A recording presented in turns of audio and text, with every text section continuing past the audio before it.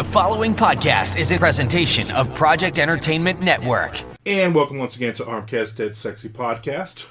My next guest is an independent researcher, lecturer, and author. He focuses on culture, worldviews within the context of how they intersect, attract, repel, combine, and play off of each other. So the question, does art imitate life, or does life imitate art, turns out to be a false dichotomy. Ken, Ammi, that's a lot of an intro, so we got a lot to talk about. Well, thanks for so much for having me. I appreciate you and your audience hearing me out. Definitely. So let's start with you. Obviously, I talked to a lot of authors, so let's first start from there. So tell everybody what your latest is, and kind of give the elevator pitch. Well, speaking of the latest, I was just writing a book today, so that's how much of the latest it is. This time around, I'm writing a book reviewing movies that have UFO and alien themes. Oh, nice. So, yeah, I do write nonfiction. So for me, it's always fascinating to speak with fiction authors, because it's like there's such different worlds, right? Yeah. And I've written a couple of fictional, very short stories, and it's such a different experience.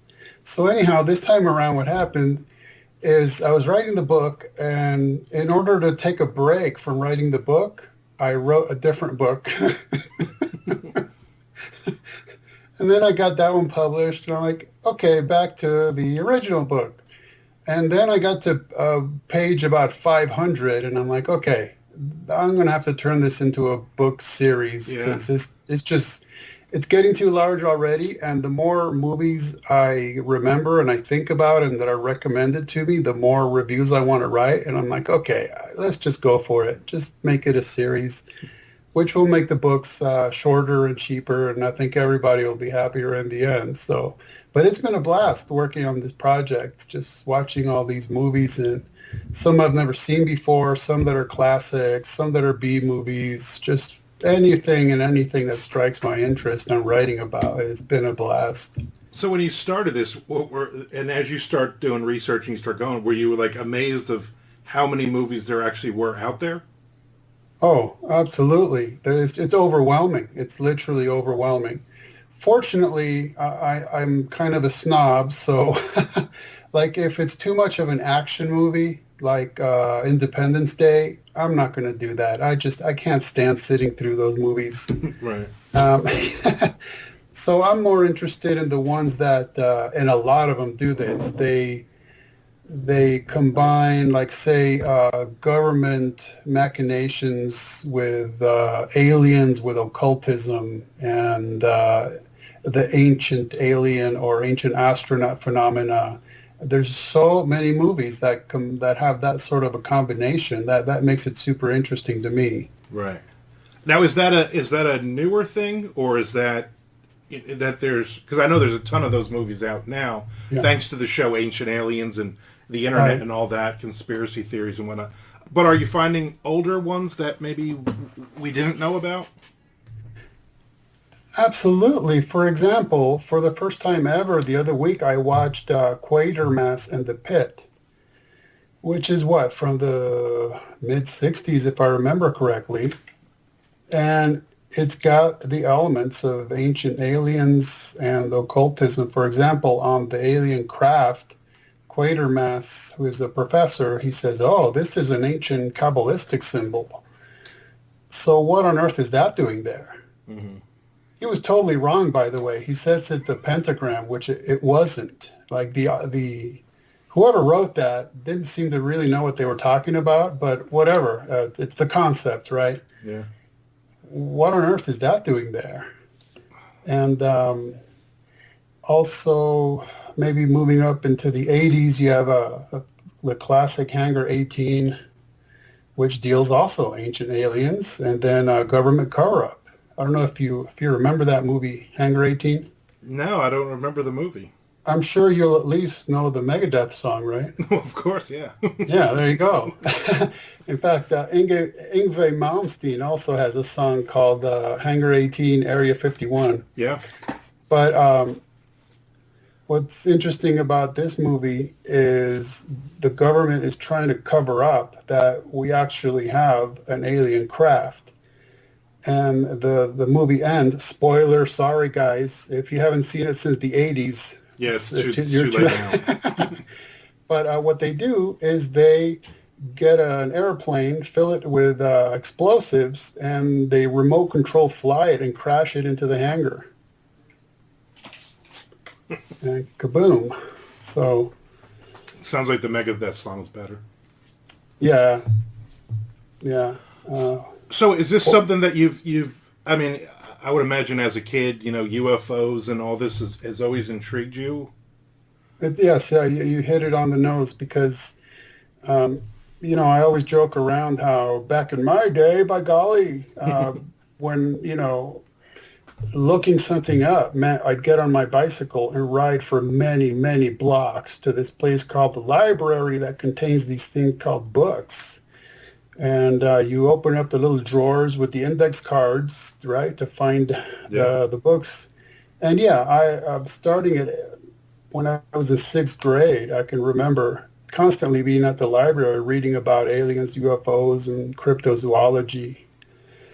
And so, I mean, I'm not claiming that has been sort of an interest that I've kept up on all these many years, in part because there's really nothing new or different that's happened when it comes down to it. Right. But yeah, it's always been an interest. And so what I did is I wrote a research-based book called 50 Shades of Grey Aliens. And then, so that was kind of like my take on the whole entire extremely complicated phenomena. And then I followed that up with some books in between. But I wrote a book reviewing the entire Ridley Scott Alien franchise along with the Predator franchise. So that was a blast. And I always joke that my research for that book was watching like 13 movies. Yeah. And it was, but it's also, when I'm making observations about the movies, it's always rewarding to me to find someone involved in the movie who is saying something that confirms my suspicions or my interpretations. Mm-hmm. But that can be a very, very difficult thing because as you said in the beginning from my bio, my interests aren't to write about a movie's acting or cinematography or all this stuff I don't care about. It's about what's the worldview behind it, what's the message to it. And so I might have to read multiple articles and multiple interviews to just find maybe one quote I can actually use. So that makes for a lot of work. Because when you think about it, who could comment about a movie? Well, it could be the scriptwriter, it could be the director, it could be the actors, it could be the guys involved in the design. It could be so many people that it gets pretty crazy. But the end result, I think, was very worthwhile. I found it really rewarding. And then it kind of set the table for me to understand how to write books like that, how to write movie review books. So I've done a few more, like one's titled Transhuman Hollywood. And there you go. That's very straightforward. That book covers movies with transhumanist themes. And then I wrote one that is just focused on Stephen King's It. And the fun thing about that is I was able to cover the novel and the 3-part TV series and the 2-part movies. So you kind of get it from every media angle, right? Different formats, and kind of mash them all together and see how they're portraying bits and pieces of the same story. So besides obviously watching a lot of movies, how much research is going into those, because obviously you're not just, like you said, sitting down and let me give my review of the movie and then we'll just move on to the next one. You're doing a lot of research and trying to find that little nugget, that you can use for the book. So how much time and energy goes into that? Well, that's virtually impossible to tally because like I said, you go back to when I was 6 years old, and then throughout the years, the things I've learned.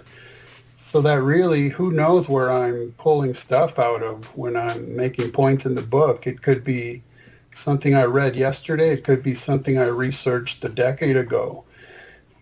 So it's kind of difficult to answer, but I think the way you put it is accurate. Is I'm pulling these strings together to make real life points about something that's supposed to be fiction, because inevitably fiction comes from real life worldviews. It's really, you can't really escape it, because if, say, you determine to yourself, I'm going to write a book that has no bearing on reality whatsoever. Well, the end result would be so absolutely abstract. It would be indiscernible. I mean, it would be something that would be so, there'd be no connecting to it. It would be so out there that, okay, it might be a fun phantasmagoric thing, but it would be essentially impossible to read, right? So you would have to kind of pull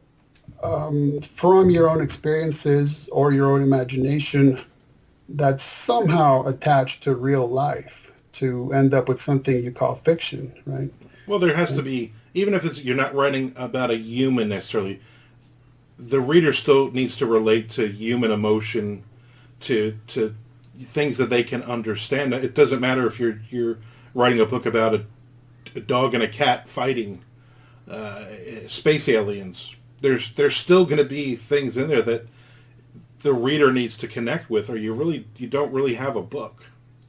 It's true, and that's why if you were to ask me, did you like or not like movie X? I just don't really think in those terms. I'm more interested in what it had to say. So I'll give you an example about a plot point in Close Encounters of the Third Kind, okay?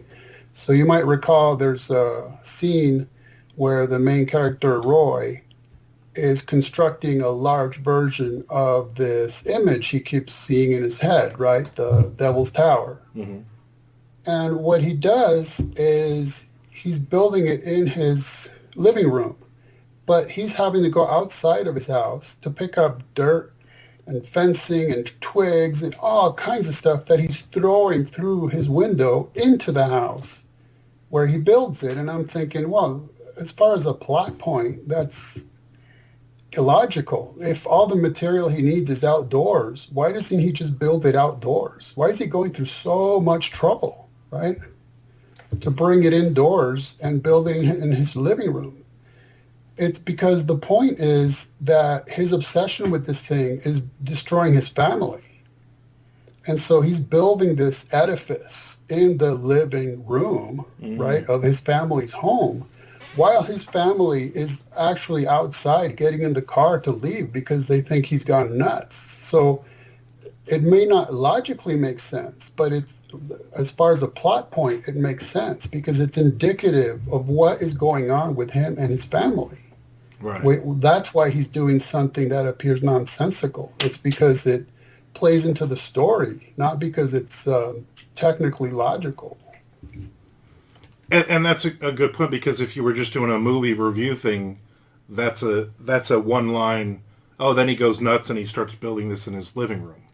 Right. There's no reasoning behind it other than on the surface, the guy's lost his mind. Right. And so I'm trying to think about what is the premise, right? What is the motivation? Why is he doing what he's doing? Exactly. Instead of just saying, yeah, he's nuts, let's move on. It's like, well, wait a minute. But there may be a reason, even if it doesn't make sense, that he's doing what he's doing. So that, to me, was a very eye-opening point, that it's a metaphorical expression of what was happening with his relationships and his family. Because actually, in the end of the movie, he gets into the alien ship and goes off with them. I mean, he's completely detached from his family at that point, to the point where that's more important to him. He's just gone beyond, right? He's the Ubermensch. He's gone beyond attachments. It's like an alchemical thing. Right. So for you, how are you picking these projects then? I was thinking about today how there's times where I finish writing a book and I go, okay, I'm done. I'm tapped out. That's it. I'm done for. And then inevitably, of course, oh, hey, how about this? How about that? And how about the other? So for me, one thing I've learned about myself is, for example, my brother told me, oh, I like to know a little bit about everything. And I told him, well, meet your polar opposite, because I like to know a lot about a few things, because there's only so much I can handle. Right. And the kind of person I am, if I'm going to research something, I'm going to dive in. I'm going to go down every conceivable rabbit hole. I'm going to delve into the excruciating minutia until everything starts kind of coalescing. The puzzle pieces are coming together, and then I get the big picture. And then I'm able to write, which for me is incredibly therapeutic. Right, my head is stuffed with information, and now I can, I can finally get this out. Yeah. And through writing is part of the way that I learn. It's like, okay, this makes more sense now that I'm having to express it so that another person will understand it. I'm understanding it better myself. Because, I'm also writing things that have to do with theology and philosophy and like very complicated and abstract things, so that when I'm forced to explain it to somebody else, and anybody who teaches anything knows this, there's no better way to teach to learn something than to teach it, right? Mm-hmm. And so to me that's kind of the one of the rewards of the process is, I'm going to write this book, and I recognize maybe no one will ever bother reading it. But for me, it was still worth it to go through that and to learn something. Yeah. And to process it. Yeah. So for you then, as you're, some of these movies, like you said, you've seen already, and you've kind of formed your own opinion on either the movie as a whole or scenes or different things. Do you ever, when you're doing the research, do you ever find that maybe that's not what, say you're reading an interview or somebody with, say, the director or the writer especially, or anybody who's done a screenplay or any of that, and it's kind of the polar opposite of what you thought it was?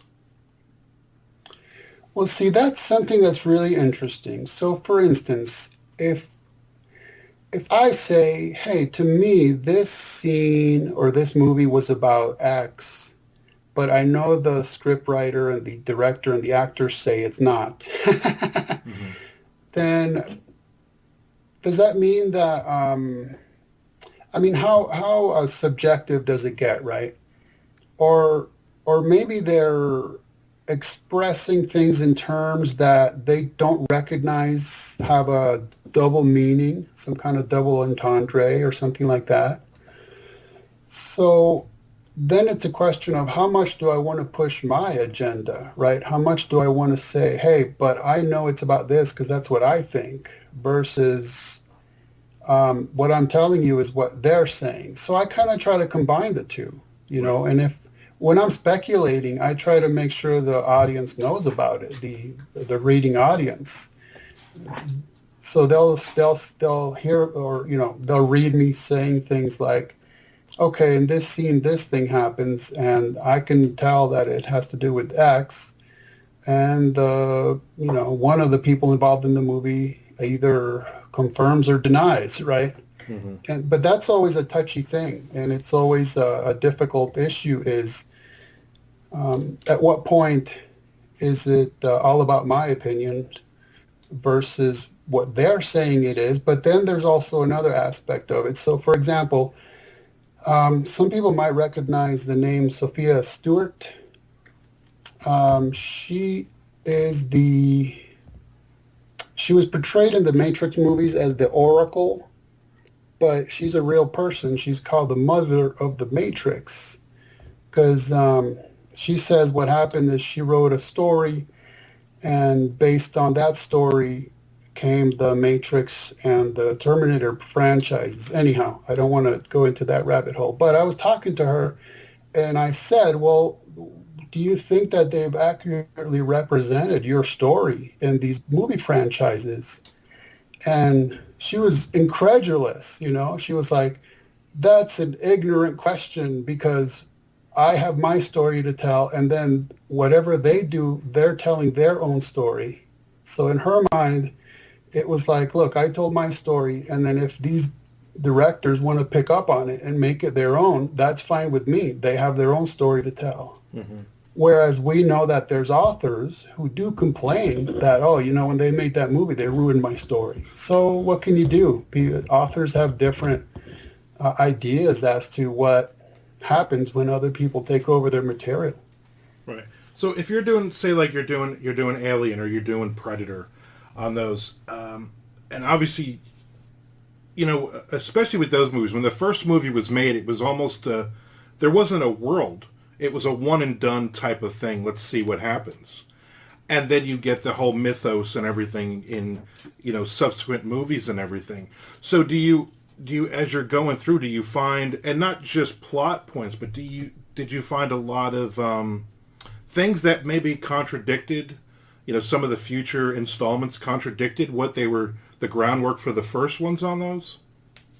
I wouldn't say that about Alien. Because, 99% of the movie is basically a slasher film, but it's an alien instead of some psychopath guy, right? Mm-hmm. But the issue with that movie is that it begins with them going to a planet where there's some totally mysterious structures, and they go into a building and see what we eventually, decades later, find out is the space jockey and all that. So it was there. The seeds were there.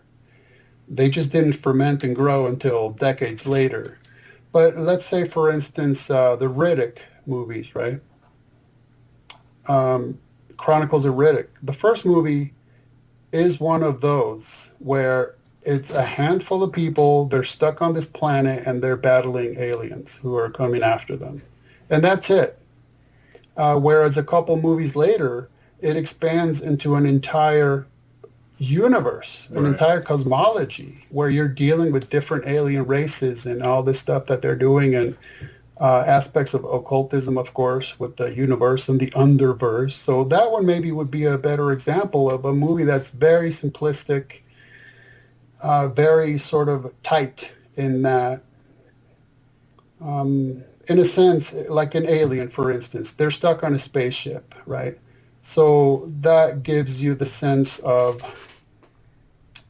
claustrophobia, where you can't get away. You're literally there with it, and you have to deal with it.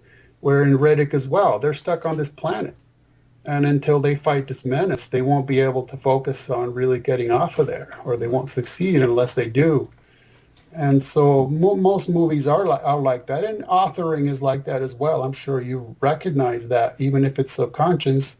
As an author, you have to sit down and go, okay, what are the parameters that I'm writing here? Where am I going to stop and start? Because I need walls, right? I need walls around this story. And I'm going to talk about this, and I'm not going to go and talk about that, or it's going to just become too much or too complicated to pull back together. Right. And I guess, thinking about it, it's the same with Predator. Because it's them in the jungle facing the Predator. In fact, it's them in the jungle under the auspices of a CIA project that went bad. Mm-hmm. And so if the CIA guys aren't willing to pick them up, that's it. They're just going to be stuck in that jungle. Yeah, exactly. Yeah, it's definitely interesting when you go down, and I'm sure you could, like you said before, you can fall down some rabbit holes trying to find that information about franchises. Well, I'll give you an example. Okay, so the Alien movie. It's a movie about an alien. It's a biological entity from, who knows, another planet in the universe, all right? But Dan O'Bannon, who wrote the first script, he said a better title for it would have been The Haunted Spaceship, because it was about a supernatural menace.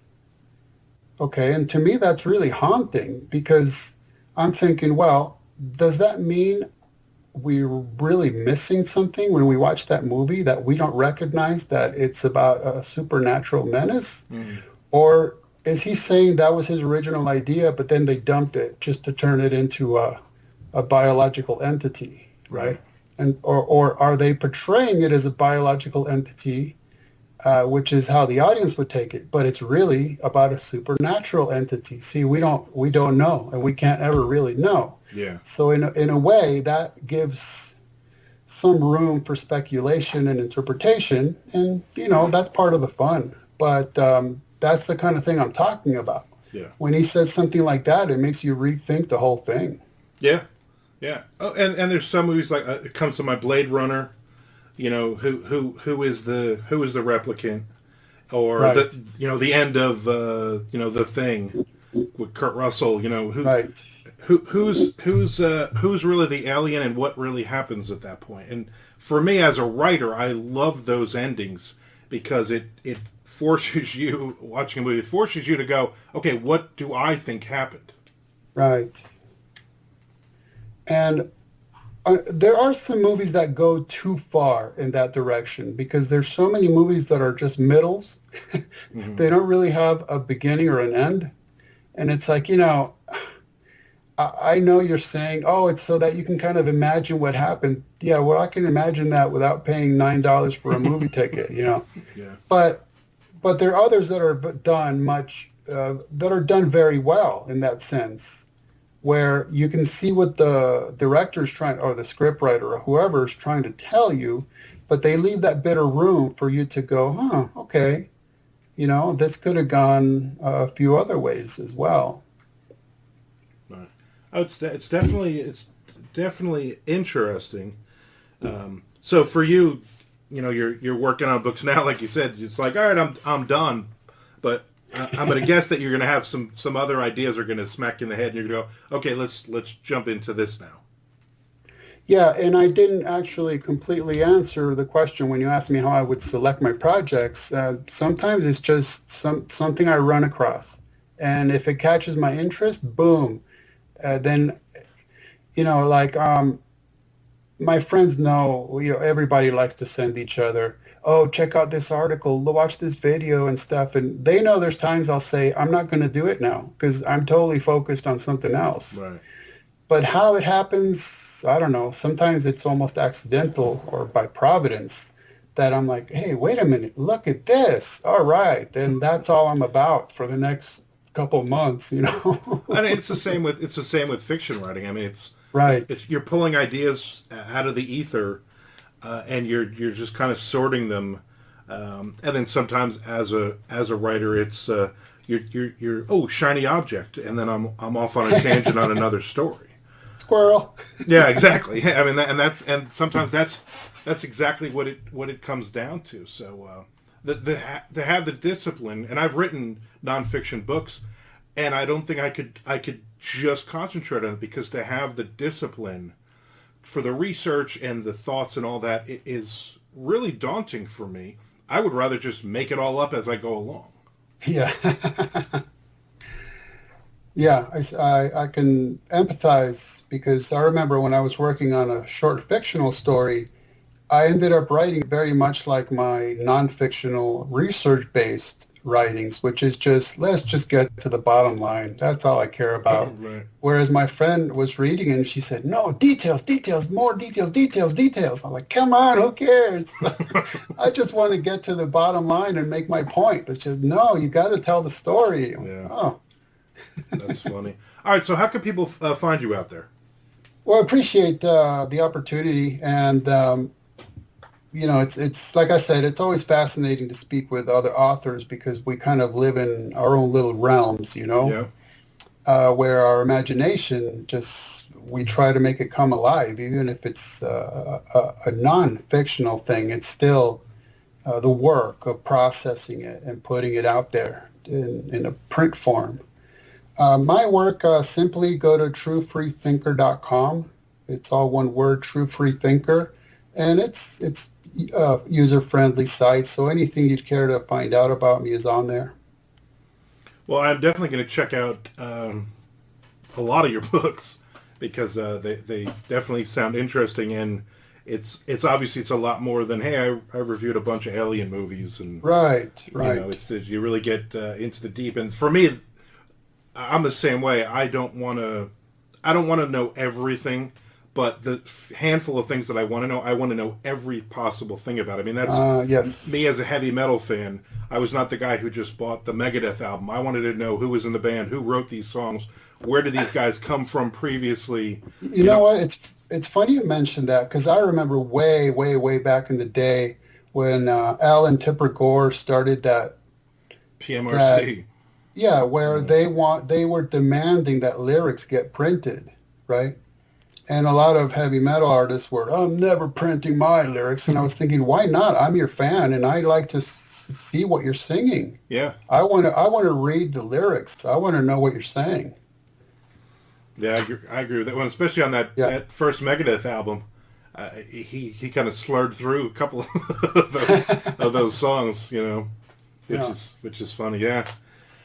Well, man, I could talk to you for hours, but we're gonna end this. I appreciate you coming on, and really good luck with everything. And I will definitely be checking. An honor and a pleasure.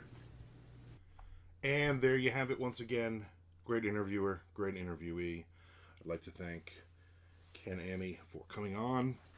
Could have talked a lot more.